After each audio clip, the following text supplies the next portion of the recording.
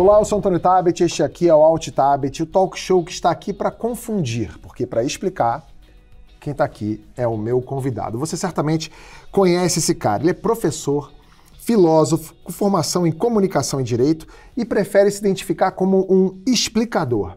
É um pensador que consegue colocar na mesma frase Nietzsche, Spinoza, Aristóteles e até Pamonha. Clóvis de Barros Filho, muito prazer receber aqui. Clóvis, deixa eu te perguntar, você fala muito em felicidade. Você tá feliz agora ou você tá puto? Eu tô perguntando porque eu não sei o que é melhor, porque eu já vi entrevista sua muito feliz e já vi entrevista sua muito puto. E eu amo as duas. Eu quero muito que você esteja ou muito feliz ou muito puto aqui hoje. Ah, não, eu tô muito feliz, na verdade, porque é uma oportunidade de te conhecer. Afinal de contas, a gente acompanha aí o trabalho seu trabalho, o trabalho que você desenvolve como comunicador e essa admiração sempre suscita a vontade de uma aproximação. E aí, a oportunidade que você me dá de me convidar, para mim é muito honrosa e por isso eu só poderia estar muito feliz de estar aqui perto de você. Eu fiquei hiper lisonjeado porque eu sou muito seu fã. Eu poucas vezes, apesar de ser comunicador, de ser apresentador, ator, eu sou muito tímido, mesmo. E quando começa a gravação, começou, o Jonas cantou no meu ouvido aqui, ó, pode ir, comecei, eu abro uma porteira e eu vou embora, eu vou no embalo.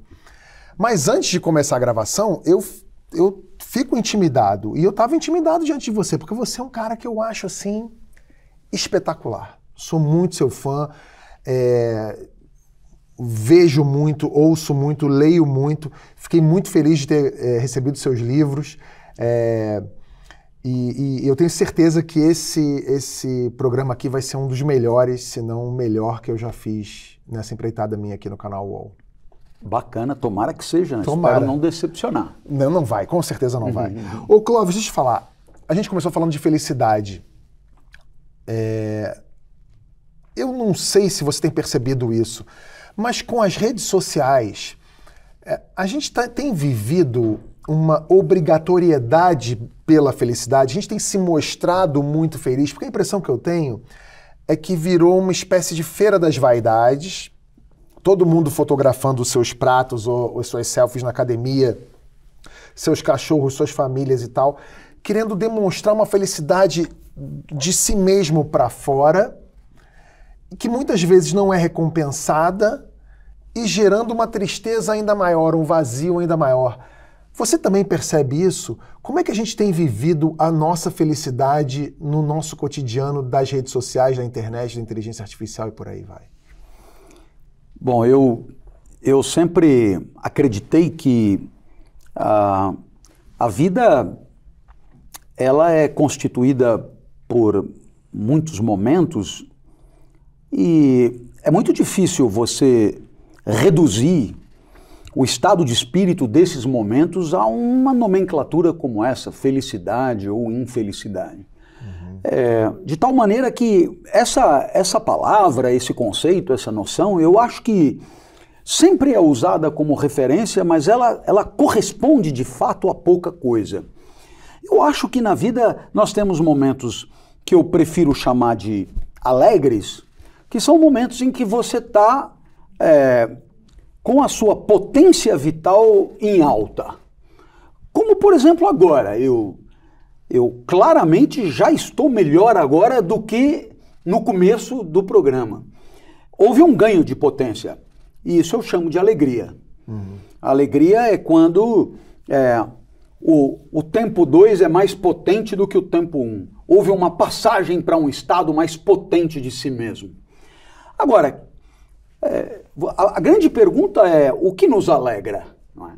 E, naturalmente, espera-se que haja soluções prontas e acabadas válidas para qualquer um. E é contra isso que eu me bato. Eu devolvo às pessoas a responsabilidade de se conhecer e de buscar caminhos alegradores em suas vidas específicas. Por que você acha que as pessoas hoje em dia estão cada vez mais preocupadas em prestar contas da sua felicidade, ainda que ela não seja real? Pois é, elas estão dependentes de um aplauso, de um afago, de uma admiração, de uma reverência que sempre fez parte da nossa vida. A glória, como diziam os antigos, quer dizer, essa ideia de ser reconhecido, ser paparicado, ser celebridade, ser famoso, ser importante, etc. e tal, isso aí, de uma certa maneira, sempre fez parte do cardápio da vida feliz. Mas nunca como hoje. Exatamente. Eu tenho a impressão que todo mundo está num palco em algum momento, né? Isso. E ansiando por prestígio, quantificação de aplauso. Não é nem o aplauso ele mesmo. Porque na digitalização das relações você não recebe quase nunca o aplauso em carne e osso. Você recebe 1.500 likes, 5.000 aprovações, 30.000 seguidores, 50.000 não sei o quê. E essa quantificação ainda é mais absurda. Porque você me dizer, eu fiquei feliz porque você disse que gosta do meu trabalho e admira o meu trabalho. Pô, legal. A minha felicidade um pouco está vinculada ao teu apreço por mim. Ok, mas aqui existe uma interação. Você vai até me explicar por que gosta do meu trabalho, em que medida o meu trabalho melhorou a sua vida, mudou a sua vida e tal, e acho isso incrível. Agora, não é bem isso que as pessoas buscam no final. Elas buscam poder assegurar uma reverência social quantificada em número de adeptos, de seguidores, de aderentes e assim por diante, que é particularmente vazia. Porque, concorde comigo, alguém dirá, eu tenho X seguidores, né? Eu tenho 10X seguidores. Ora, esse número, ele é, por si só, completamente vazio. Por outro lado, muita gente vincula a própria felicidade a esse tipo de troféu, dado que outras pessoas também aplaudem e tal. Mas, evidentemente, que seria preciso que a nossa escolaridade e a nossa educação preparasse para uma reflexão crítica sobre a vida digital, coisa que não acontece, e preparasse, por exemplo, também para enfrentar, digamos, as adversidades da vida no mundo digital, os haters, os que agridem, os que mentem, os que falseiam sobre a sua vida, e nada disso. Para nada disso existe preparo, para nada disso existe educação, tudo fica na base do improviso. Já parou para pensar que você estuda um ano de trigonometria, mas sobre as mazelas de ser celebridade na internet você não teve nenhuma aula sequer? Eu tinha uma teoria sobre isso, inclusive, eu achava que, e ainda acho, que a gente tem uma geração enorme aí de influencers, né? E de pessoas que ficaram muito famosas e ganharam muitos seguidores e ganharam uma notoriedade tamanha e que daqui a pouco vão lidar com o ostracismo e que não tem preparo para isso, para lidar com isso, e a gente vai ter uma onda, eu imagino, de depressão. E que ninguém preparou essas pessoas para isso e que vai ter muito psiquiatra ganhando muito dinheiro daqui a um tempo. Olha, eu imagino que o daqui a um tempo mostra o seu relativo otimismo. Otimismo, né? Eu acho que isso já é parte da nossa realidade. Sim. Pessoas que no começo da internet ou até um pouco antes tiveram um nível imenso de notoriedade e que de uma hora para outra essa notoriedade se esvaziou completamente. Sim. De tal maneira que elas voltaram a ser anônimas e ainda com a sensação de já terem sido alguma coisa de espetacular e de notório e de relevante na sociedade. E isso é evidentemente devastador para quem não está preparado para desvincular o seu estatuto afetivo do olhar do outro. Ou pelo menos parcialmente conseguir fazer isso. Essa blindagem nunca será absoluta, mas ela tem que ser pelo menos parcial, no sentido de que você não pode se deixar devastar porque alguém, em algum momento, desaprovou alguma coisa em que você acredita. Sobretudo quando você está lidando com valores da sua vida, coisas que genuinamente você considera relevantes para você. A ideia é a de que existe uma necessária formação que nos falta de autoconhecimento para que possamos identificar com clareza aqueles que são os nossos genuínos valores, aquilo que conta na nossa vida, para que isso seja inalienável, que você não coloque isso em questão. Venha quem vier falar com você.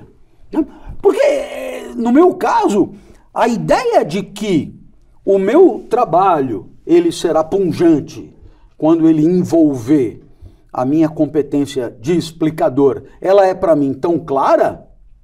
É claro que há limites, é claro que haverá zilhões de pessoas que fazem isso melhor do que eu, mas eu digo, dentro da minha vida, esse é o meu maior valor.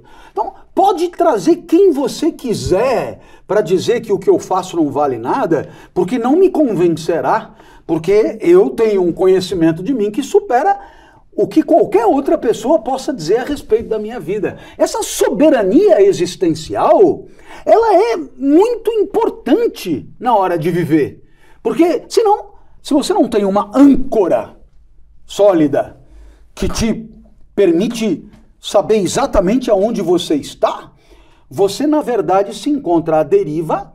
Qualquer onda, qualquer marola, qualquer vento te leva para qualquer lugar. Você não tem referência. Então, existem referências de vida sem as quais até mesmo a possibilidade de tomar decisões, fazer escolhas, encontrar caminhos de vida, ela só é possível se você identifica o melhor caminho. E o que é o melhor caminho? Não é o melhor caminho segundo o programa existencial de Massachusetts.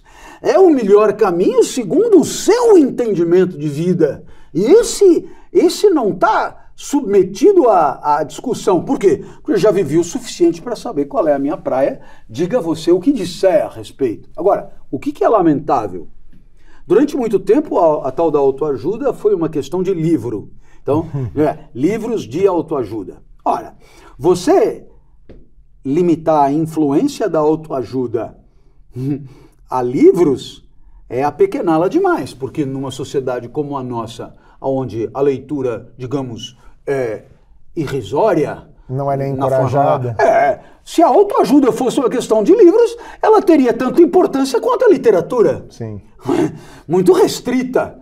É que a autoajuda está em todo lugar. Se você abrir qualquer viés de YouTube, qualquer nicho, e você baixar, você vai ver, não fazer isso, por que não fazer isso, por que não coisar, 5 erros a não cometer, como trincar o coisa, como fazer isso, como aprender italiano em 15 dias, ou seja, você tem ali programas existenciais para qualquer problema. Ora, a partir daí, você se vê cada vez mais desautorizado. E você me perguntará, o que mudou?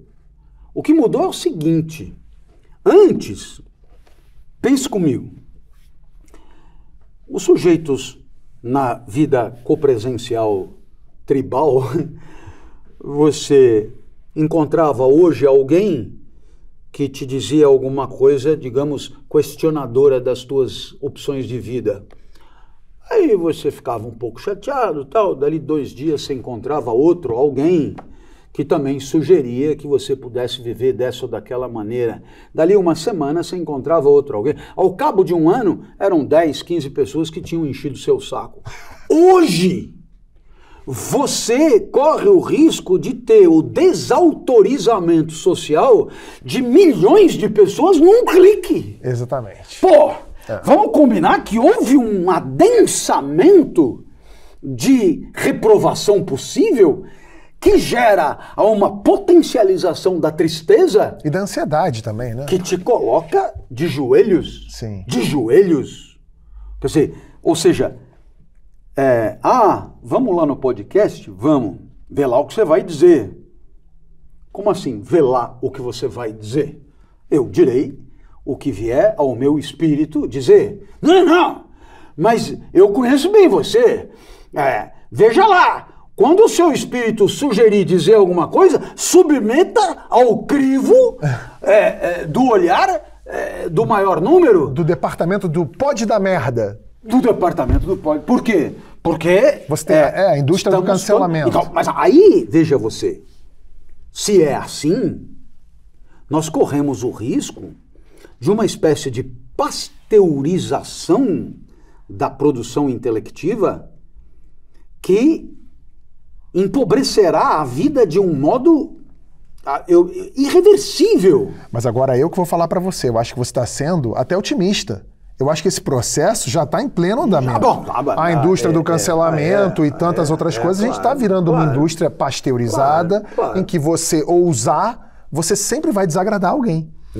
E aí, quando você desagrada, é aquela coisa que você falou. Antigamente você desagradava seu primo que mora em Sorocaba, ou desagradava um professor que te deu aula. Agora você desagrada, são 70 pessoas te enchendo o saco nas redes sociais e tem gente que se afeta por isso. Agora quem foi otimista foi você.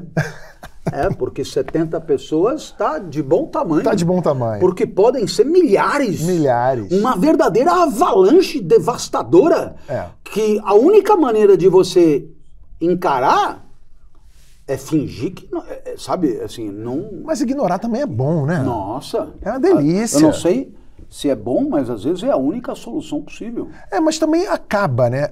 E aí eu ia emendar a segunda parte desse papo. A gente falou da felicidade, das pessoas que ostentam uma falsa felicidade. Da onde vem esse desejo da patrulha do ódio? De gente que, em vez de ficar mostrando, olha, meu fim de semana comendo muffins com meus cachorros e meus sobrinhos aqui, como a minha vida é feliz, a gente que fica ali no tecladinho ou no celular e querendo desautorizar, criticar, reclamar, encher o saco. Da onde vem esse desejo de causar o sofrimento em alguém? Não sei se consigo responder a tua pergunta, mas consigo pelo menos mapear o problema. Eu tenho certeza que você consegue. Então vamos lá. Eu parti da questão da potência. Sim. Eu acho que é uma referência central para mim. A tua potência pode subir, a vida ganha exuberância, ganha força, e eu chamo isso de alegria. Naturalmente que essa alegria pode ter uma causa muito conhecida. Então, o filósofo vai dizer, alegria mais certeza a respeito da causa dessa alegria, eu vou chamar de amor. Sou afetado de amor por alguém quando esse alguém é causa da minha alegria e eu tenho plena consciência disso. E, nesse sentido, nenhum problema em dizer que, dado que eu me alegrei aqui e dado que tenho plena consciência que a sua presença foi causa determinante da minha alegria, fui afetado de amor por você durante o programa. Beleza? Sim. Nenhum problema. Ora, se funciona por amor, passamos a régua e vemos o simétrico do outro lado. Não é à toa que Spinoza escreveu Ética à maneira dos geômetras, né? Então, aqui. Existe a tristeza, queda de potência. A tristeza pode ter uma causa conhecida. Quando eu tenho plena consciência da causa da minha tristeza, eu sou afetado de ódio por essa causa. Então, o que é o ódio? Tristeza acompanhada da ideia da sua causa. Muito bem? Então, agora vamos para as redes sociais. Então, eu me deparo lá com indivíduos com grande notoriedade e tenho, em relação a eles, um sentimento de tristeza. Ou seja, eles determinam tristeza sobre mim. Por que eles fazem isso? Porque o mundo digital permite uma aproximação e uma constatação de que eles vivem uma vida que não é a minha, que no meu entendimento é superior à minha, que no meu entendimento conta com atributos que eu gostaria que fizessem parte da minha vida, e que, portanto, a constatação de que isso é uma exclusividade do outro e não é propriamente parte integrante da minha vida, me entristece. Isso também serve para o diferente, né? Um cara que gosta de um time tal e o outro gosta do outro time. O cara que gosta de uma corrente política X, o outro gosta da corrente política Y. Pode ser. Mas também é possível, dependendo do tipo de educação e de formação que você tenha, você se deparar com uma opinião discordante da sua e não ser afetado de tristeza por isso. Pelo contrário, ser afetado até de gratidão por isso, porque Sim. só a discordância permite o enriquecimento. Agradeço por discordar de mim, porque me permite uma revisitação das minhas convicções e, quem sabe, até um aperfeiçoamento do meu modo de pensar. Claro que é a exceção da exceção. Normalmente, você fica puto mesmo com o cara discordando de você. Qual é a ideia? Sou afetado de ódio por você. Muito bem. O que caracteriza isso? Enquanto o amor é um afeto que caminha, é um afeto em paralelo, significa o quê? A alegria de quem eu amo é causa da minha alegria. A tristeza de quem eu amo é causa da minha tristeza. Perfeito? Sim. Se você já acompanhou alguém que tenha tido filho pequeno, ou não sei se é o seu caso, a criança vai para a escola, você ama a criança de maneira muito contundente, muito clara, e a criança volta mordida, batida. Nossa, mas assim, aí que você sente o que é, né? Esse paralelismo. A tristeza da criança que você ama, chorando, determina em você uma tristeza avassaladora. Então, veja que no amor você tem afetos em paralelo. Sim. No ódio você tem afetos cruzados. Ou seja, a alegria de quem eu odeio, a alegria de quem me afeta de ódio, determina em mim tristeza. A tristeza de quem me afeta de ódio determina em mim alegria. Como eu luto pela minha potência, eu rapidamente percebo que a minha alegria dependerá da tristeza daquele que eu odeio. Portanto, eu empreenderei todos os esforços para entristecê-lo. Ora, nos limites da minha competência, dos limites da minha possibilidade. Então, o que eu vou fazer? Eu vou deslegitimar as condições da alegria daquele que me causa ódio. E como é que eu faço? Não tem mérito nenhum, não é nada meritório, isso é obra do acaso, é um sortudo, é um desonesto, conseguiu isso na mão grande, conseguiu isso. E aí eu usarei de todo tipo de estratagema depreciativo para que aquele entristecimento possa trazer para mim uma gota de alegria em cima do afeto de ódio. Impressionante, né? E isso tem um caráter hoje em dia, porque isso faz todo o sentido do mundo. É quase, vendo você falar, parece que a gente está enxergando uma equação matemática de tão simples, mas prático que e é um retrato fiel mesmo. Mas eu me pergunto também sobre se isso também tem um caráter efêmero hoje em dia em algumas situações. Por exemplo, já deve ter acontecido com você, já aconteceu comigo, aconteceu com pessoas que eu conheço. De um cara chegar e o cara falar, esse Clóvis é um merda, ele não fala nada com nada, isso aí é um esquerdista, ou é um fascista, ou ele é isso, ou ele é aquilo. E o cara te xinga, mas se o cara te encontra no aeroporto, ele pede uma selfie. Isso. Aí você fala, bom, o que tá acontecendo aqui? Essa pessoa ontem estava me xingando, mas ele me encontra e fala que pede uma selfie. O que está acontecendo? Será que a gente está vivendo num mundo tão efêmero que até esses sentimentos que deveriam ser de uma profundidade maior, deviam ter raízes mais profundas, eles também estão ficando perecíveis, eles estão ficando... Você, eu retomo o exemplo pré-histórico, onde você vivia num mundo tribal copresencial, aí você encontra alguém que te alegra. Uhum. E aí você diz, pô, esse cara me alegrou, fui afetado de amor por ele. E mesmo que você não tenha feito todo esse cálculo, o afeto, ele existe, né? Uhum. E aí,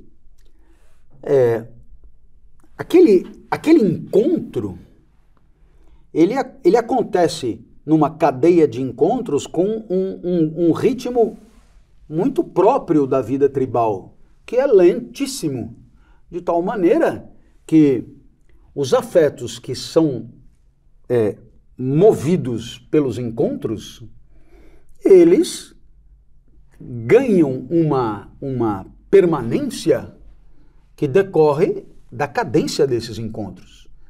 Enquanto eu não encontrar outra coisa que faça oscilar a minha potência, esse afeto de amor está durando, aquele evento é um evento absolutamente relevante na tua vida, porque nada mais aconteceu naquela semana, tá certo? Agora, você tira esse cenário e joga na rede, né? E aí, então, você tem uma aceleração que não tem palavra para dizer. Ela não é brutal, ela não é colossal, ela não tem parâmetro. Então, o que acontece? Essa aceleração faz com que você, o cara pega, eu tô lá dando uma live, o cara adora o professor, quero o professor, amo o professor, meu professor, coraçãozinho, quero o professor comigo, vem cá professor, e você, pô, do cara, de repente, escroto do caralho, cala a boca e tal, você... Aí o cara, ama o professor, quer o professor, então, ou você para de ler aquela porra, ou você entra numa espécie de tobogã, lembra daquele? Uma montanha-russa. Né? Nossa, é um negócio absolutamente insuportável. Sim. Você entendeu? Então, aquilo que antes acontecia numa cadência pré-histórica, hoje acontece... Então, qual é a única vantagem que eu vejo? Se um dia tiverem te massacrando, assim, viu, amanhã a vítima será outro. É só aguenta o tranco até amanhã, que amanhã vão estar sacaneando o outro e você meio que, sabe, foi pro saco, é devastador. Para cima e para baixo, o consumo das relações é de tal maneira corrosivo que ele corrói, acelerando as oscilações afetivas, ele corrói tudo, do mais nobre ao mais canalha, de tal maneira que tem também esse aspecto, essa espécie de consolo. Não dá para se relacionar com profundidade com ninguém, isso é quase sempre ruim, mas dependendo de com quem você encontrou, pode ser bom. Teve algum assunto que você não conseguiu explicar até hoje? Alguma coisa que você fala, não, isso aqui eu já tentei, mas desisto, não consigo. Porque você falando, não, isso aqui eu não entendo, não me pergunte. O que você... Dependendo do nível de profundidade da coisa, quase tudo. É mesmo? Claro. Porque, entenda, se você pega os diálogos de Platão, né? Eu vou até um certo ponto, pego a República, que é o diálogo que eu mais li, então eu consigo até aquilo. Capítulo a capítulo disse isso, À medida que a coisa vai avançando, será mesmo que ele quis dizer isso, tal, aí... Peraí que eu vou dar uma consultada, né? Aí o comentador 1 disse, olha, claramente o que Platão quis dizer foi isso. O comentador 2, claramente o que Platão quis dizer foi o contrário do que disse o 1 e tal. E aí, ele fala, olha, viu, até aqui eu fui. Daqui para frente eu não avanço mais. Então, tem esse caso, onde a minha competência vai só até um certo ponto. E tem o caso mais grave, que é onde eu nem arranco. Eu nem arrisco a primeira. E por quê? Porque ainda que eu possa repetir o que eu li, por exemplo, isso eu posso fazer. Né? Eu não consigo colocar naquilo a minha marca de compreensão. Entendi. Entende? E eu não ensino o que eu não entendi. Como deveria, aliás, ser meio óbvio, mas não é meio óbvio. Né? Então, vamos pegar um cara como Hegel.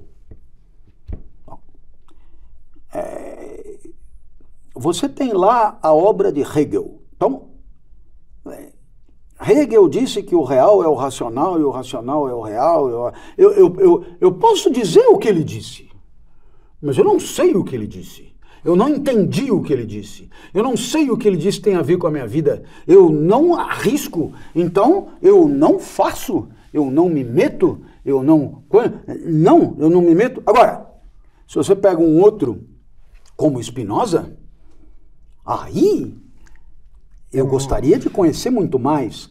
Porém, eu vejo a presença do que ele diz na minha vida a cada segundo. Então eu me dou o direito de dar exemplos, de falar, olha como é do caralho, como é legal. Eu não consigo teatralizar. É mais tátil, né? Eu não consigo teatralizar o tesão por uma ideia quando eu não tenho esse tesão. Ou quando você não compreende a ideia. Eu não tenho tesão porque justamente é uma questão de ignorância. Agora, qual é a grande graça da minha maneira de entender a minha profissão? Eu não vejo nenhum problema em dizer que não sei quase nada sobre quase tudo.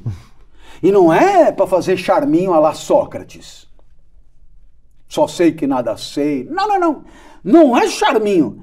É o que é. Então, vê. Eu não sei porra nenhuma de física, porra nenhuma de química, porra nenhuma de biologia, porra nenhuma de engenharia civil, de odontologia, de psiquiatria. Eu não sei nada sobre quase tudo. E sobre as coisas que as pessoas acham que eu sei, é duvidoso. Eu explico, olha, resvaladiço. Até aqui eu posso ir, daqui pra frente, boa sorte. Mas isso já tá melhor do que muita gente. Tem muita gente que não entende porra nenhuma de nada, mas caga uma regra dizendo que sabe de tudo. Ah, bom, mas aí... É o que você falou lá no início sobre no YouTube. Não, mas aí também, né? Uns coach que andam de Corsa falando, aprenda a ficar bilionário em 3 negócios. Puta, pelo menos isso, cara, eu tenho, depois de 40 anos estudando todo dia, eu tenho que ter me tocado da minha limitação. Porque senão desiste. Ô Clóvis, falando então de algo que você sabe. Você definiu uma vez, você definiu a ética como fazer a coisa certa, mesmo que ninguém esteja olhando. Isso ainda vale nos dias de hoje, quando está todo mundo olhando tudo o tempo todo? Pois acho que sim. Acho que sim. Bem, no final das contas, isso aí é muito inspirado numa alegoria do anel de Giges da República de Platão, que o Giges é um cara que encontrou um anel e quando ele usava o anel ele ficava invisível. E aí então aconteceu uma coisa muito louca. Ele era um cara muito legal, tipo convivial, cidadão, respeitador e papapá, todo mundo gostava dele, boa praça, etc. Quando ele descobriu a porra do anel e que ele percebeu que ele ficava invisível, ele se tornou um facínora, um escroto, um asqueroso, etc. E tal. Então, bom, o que Platão quer ensinar com isso? Quer ensinar com isso que Giges só era legal por causa do olhar do outro, que a visibilidade permitia. Quando Giges tornou-se invisível, ele tornou-se blindado ante o olhar do outro. E aí ele pôde, de certa maneira, manifestar a sua verdadeira índole, digamos assim. Ele se apresenta como um canalha.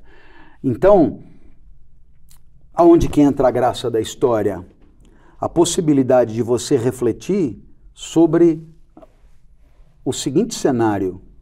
Quando não tem mais ninguém olhando, ainda tem alguém olhando, que é você mesmo. Um entendimento que você tem sobre o que você faz. uma competência que você tem de atribuir valor moral àquilo que você mesmo faz. E isso existe. Ainda, isso não quer dizer que tenhamos anulado, mesmo que seja numa hipótese cerebrina, tenhamos anulado a possibilidade de você estar só com você mesmo e você olhar para você e dizer, isso aí eu não faço não. E por quê? Porque não vejo dignidade nisso.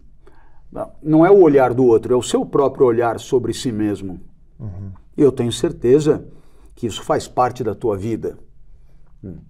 Você pode estar, digamos, protegido das câmaras fiscalizadoras e dizer para você mesmo, meu, isso é uma sacanagem que eu não estou disposto a fazer. Isso existe, não existe não? Existe.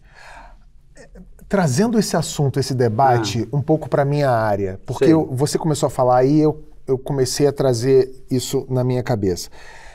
Recentemente, o comediante Léo Lins foi condenado a 8 anos e pouco de cadeia por uma piada que ele fez. A piada que ele fez no espetáculo dele, dentro do teatro, era uma piada que para alguns é uma piada imprópria, para outros é uma piada criminosa, para outros é só uma piada de humor politicamente incorreto.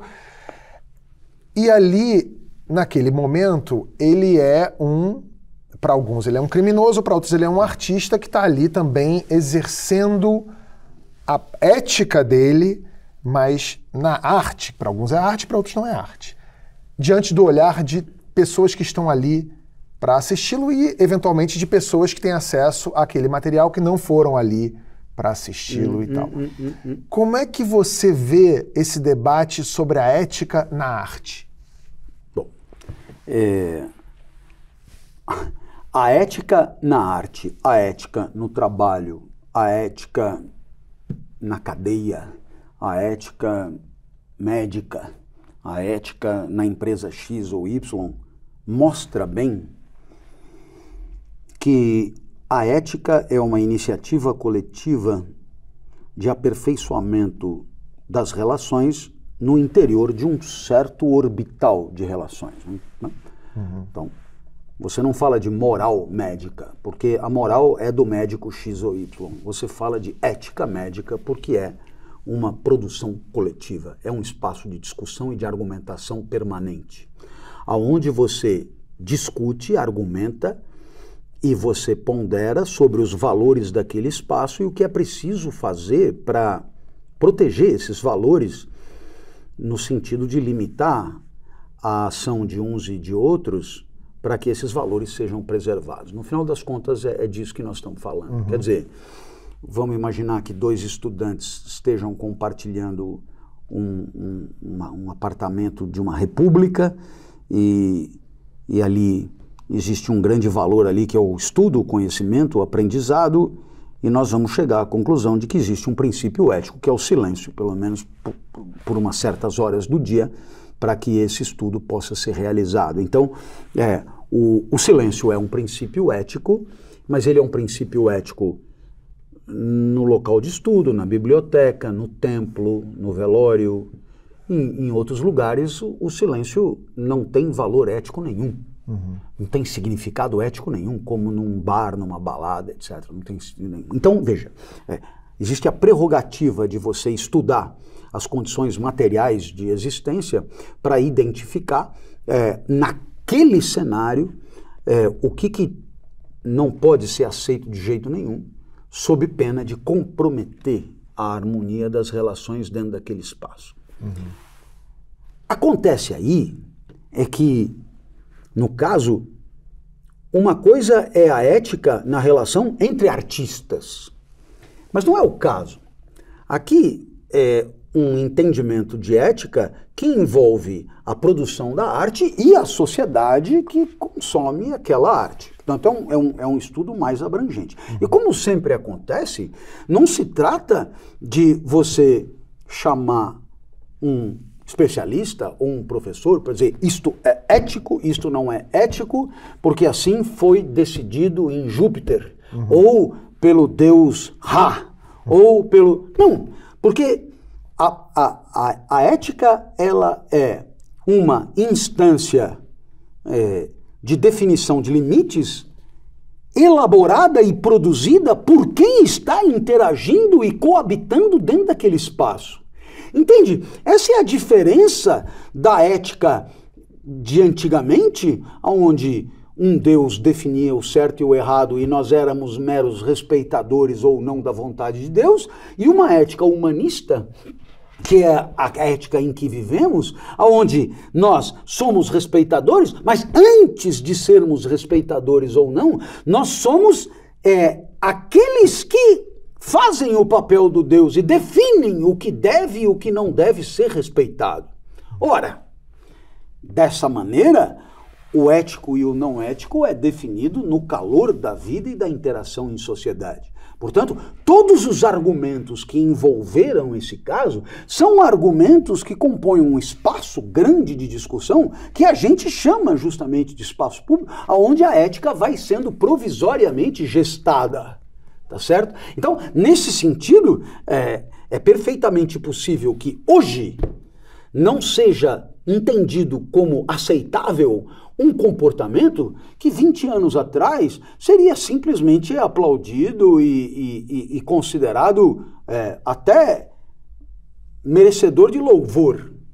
Então, nesse sentido, o que eu chamo a tua atenção, e para todos que estão nos ouvindo, que a nossa responsabilidade na convivência não é só de agir de acordo com o que foi estabelecido, mas participar da discussão a respeito do que está por ser estabelecido como certo e como errado. Uhum. Entende o que eu estou dizendo? Com argumentos de lado a lado. E é claro que sempre haverá dilemas, porque sempre haverá ambiguidade, porque os valores são complexos. Em outras palavras, você terá os que defenderão maior liberdade de expressão, é um valor inequívoco. Você defenderá que é bem legal fazer graça fazendo pouco de uns, quando você não é o que foi esculachado ali. E também é defensável como proposta.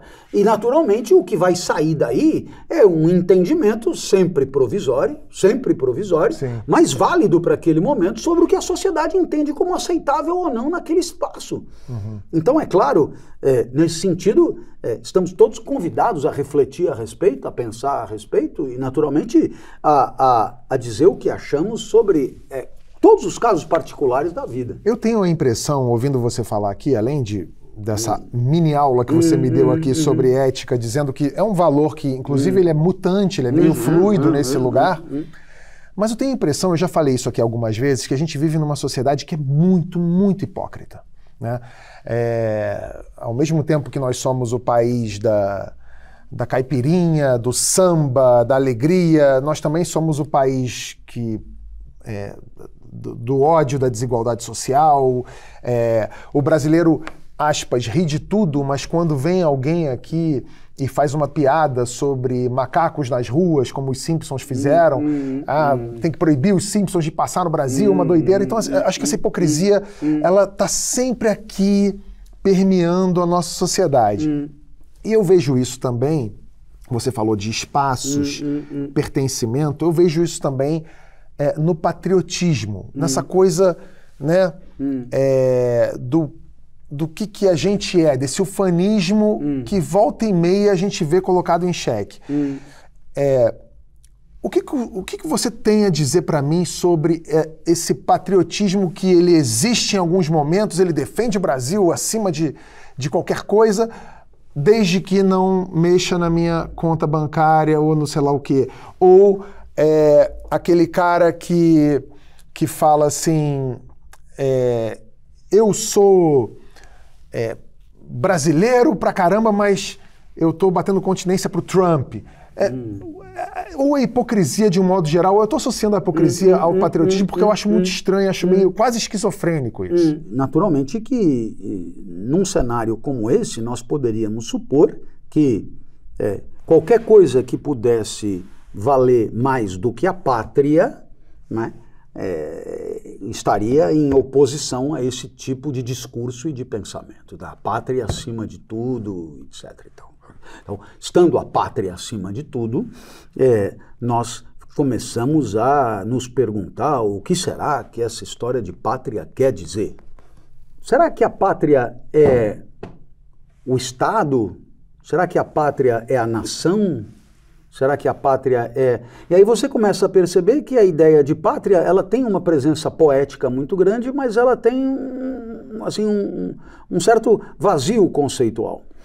E aí é preocupante, por quê? Porque você coloca nisso o que você quiser, não é? E aí, entenda, dado que a pátria Brasil existe, digamos, pelo menos desde a sua independência, né? Você poderia imaginar que o patriotismo faz uma defesa de valores, de crenças, de convicções que existam há bastante tempo. Portanto, é uma espécie de homenagem ao que sempre existiu, homenagem ao passado, homenagem às coisas como elas sempre foram, homenagem a... Ótimo. Pois então seria interessante observar o que é que sempre foi. E aí você observa que o que sempre foi... O que a sociedade brasileira sempre foi? Desigual. O que a sociedade sempre foi? Elitista. O que a sociedade sempre foi? Cheia de privilégios. O que a sociedade sempre foi? Discriminatória. Ora, então a partir daí, eu estou subjacentemente colocando por detrás de uma palavra cujo significado é muito fluido, eu estou colocando coisas que também sempre foram, como seria a tal da pátria. E aí você consegue chegar no fim último desse tipo de proposta, a saber, para os que têm e sempre tiveram, ou, digamos, para o grupo, né, que sempre contou com os famosos 90% de toda a riqueza, os 5% que sempre tiveram os 90% da riqueza, é nada mais adequado do que conservar as coisas como elas sempre foram. Sim. Eu digo assim, mas tem um outro grupo babando para revolucionar. Não tem. E por que não tem? Porque esse integrante do outro grupo, ele não quer revolucionar em nome de grupo. Ele quer, indivíduo, sair do grupo A e passar para o grupo B. Ele. De tal maneira que ele também é alguém que está conforme das coisas serem como sempre foram, com uma única nuancezinha que ninguém nem vai perceber. Eu que estava do lado de cá, passo por lado de lá. Quanto ao resto, não. E tanto é assim que quando eu passar por lado de lá, eu me tornarei mais seletivo, restritivo, sectário do que os que já estavam lá desde o começo. É um comportamento muito comum, né? Em outras palavras, não há uma consciência de transformação em grupo. O que há é uma consciência de obtenção de privilégios pessoal. Sim. Pessoal. Veja, eu vou te dar um exemplo em definitivo.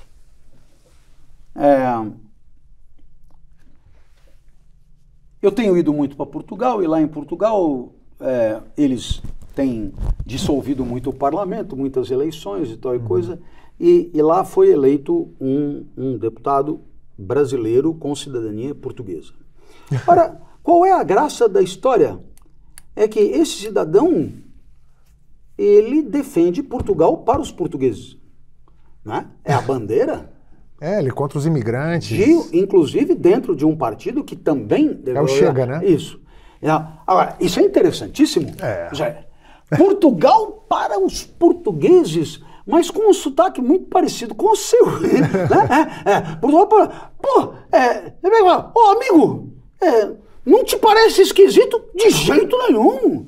Porque Agora, os que estão vindo agora, não, malandro, é o seguinte, eu passei, acabou, mata burro, daqui para trás, mais ninguém, entendeu? Ora, essa mentalidade de eu me dar bem é uma mentalidade que tem o mesmo patamar de conservadorismo, né, daqueles que sempre foram abençoados e ungidos dos privilégios, das heranças e das capitanias hereditárias que desde então abençoam esses 5% da população. Então veja, você perguntará, como é que um país que tem a 10ª economia do mundo continua tendo uma escolaridade tão desigual que não consegue fazer uma escola pública pelo menos tão boa quanto as escolas privadas, etc. Entendeu isso?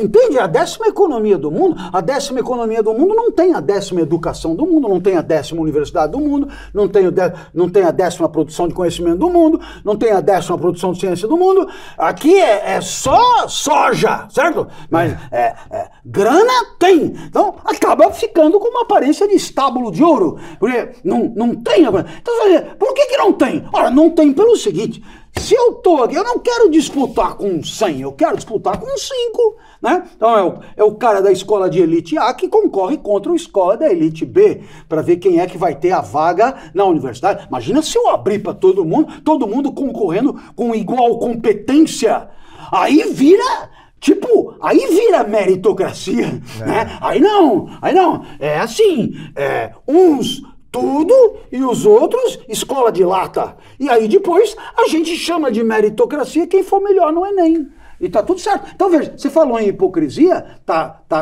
tô tentando esclarecer o que eu penso disso.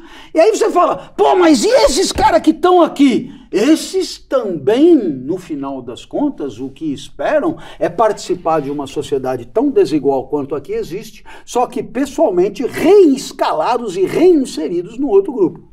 Conclusão, não é do interesse de ninguém, ou de quase ninguém, a não ser de meia dúzia de abilolados críticos, que haja uma sensível transformação na sociedade. Ou, como diria Platão, farinha pouca, meu pirão primeiro. Isso. É isso. Isso. Platão, que era um grande comedor de pirão, como todos sabemos. Professor, eu normalmente termino essas entrevistas perguntando para o convidado alguma coisa que ele nunca contou antes. Isso. Mas eu não vou fazer isso com você pela primeira vez, porque eu quero te chamar aqui de novo e aí você me conta. Porque tem muito assunto pra gente falar. Isso é uma belíssima sacanagem. Você achou? Por quê? Porque sabe como é? Você tem muita gente que te acompanha, e aí disseram, porra, você vai lá, o cara vai te perguntar no final. Então vamos manter. Não. Se o preço para eu voltar é eu não dizer, pois eu não direi.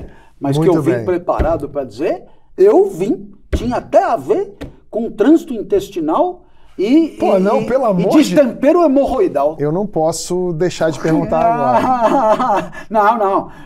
Se você perguntar, eu não volto. Então é melhor deixar para depois. Então vou deixar para depois. Fica aí. Professor, obrigado pela sua presença. Não vou perguntar para você nunca. Fica assumido o compromisso do retorno. Fechado. Beleza? Olha, como a gente previa, espetacular aqui a conversa. Curta, compartilha e comenta aí o que mais você gostaria de perguntar para esse cara, que eu vou trazer ele de volta aqui, porque, assim, aulas. Um beijo, até semana que vem com mais um Alt-Tablet.